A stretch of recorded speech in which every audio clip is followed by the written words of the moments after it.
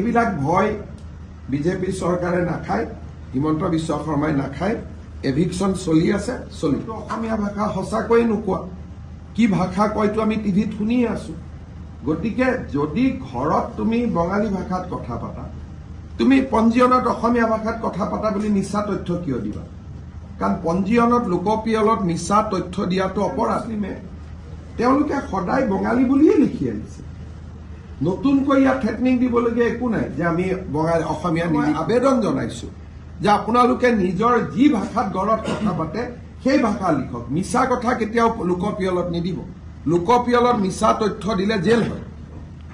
গতিকে ঘৰত যদি বঙালীত কথা পাতে আপুনি কিয় অসমীয়া বুলি লিখিব? কিন্তু অসমীয়া ভাষা আমি জীয়াই থাকিম, তেওঁলোকৰ ওপৰত অসমীয়া ভাষী লোক নিৰ্ভৰশীল নহয়। এইটো ব্লেকমেইল, পুৰণা দিনৰ ব্লেকমেইল আছে।